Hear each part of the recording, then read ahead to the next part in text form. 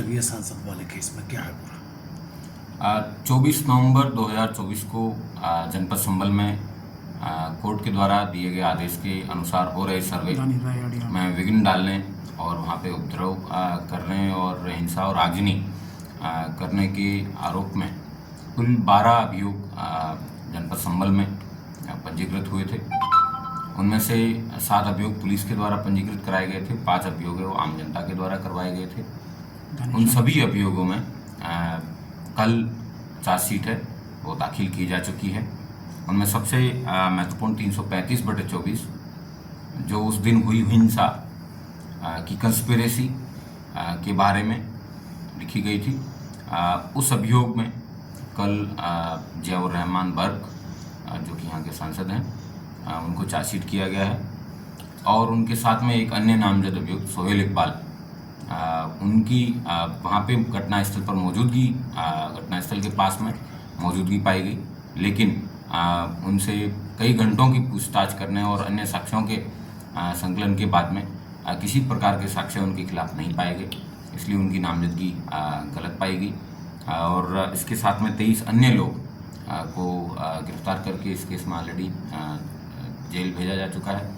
और जफर अली नाम के व्यक्ति जो कि जामा मस्जिद के सदर भी हैं, उनकी और जो यहाँ के सांसद हैं उनकी देर रात्रि तक बातचीत, उससे पूर्व में 22 नवंबर को उनके द्वारा इकट्ठी की गई भीड़ और इस तरीके के तमाम साक्ष्यों के आधार पे पुलिस के द्वारा बखूबी अपराध पाए जाने पे उनको चार्जशीट किया गया है। इस मुकदमे को चंदौसी कोर्ट में चार्जशीट दाखिल की गई है। जल्द ही चार्ज फ्रेम होने के बाद में ट्रायल की स्टेज पर लाया जाएगा।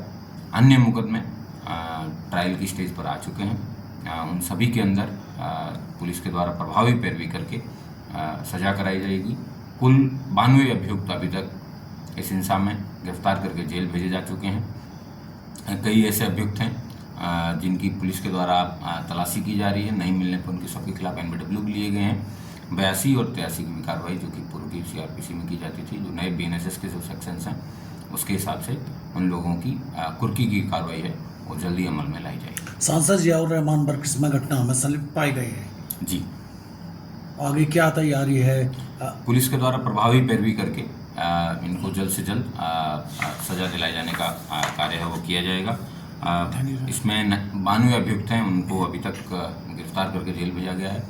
पुलिस को अन्य जितनी भी एजेंसीज हैं जिसमें क्राइम सीन रिकंस्ट्रक्शन करवाया गया था, चाहे उसकी रिपोर्ट हो, चाहे बैलिस्टिक रिपोर्ट हो, चाहे FSL की रिपोर्ट हो, मेडिको लीगल रिपोर्ट हो, इस तरीके की तमाम इंडिपेंडेंट एजेंसी से आने वाली रिपोर्ट्स हैं वो पुलिस के द्वारा इकट्ठी कर ली गई हैं और उन सबको माननीय न्यायालय में भेजा भी जा चुका है।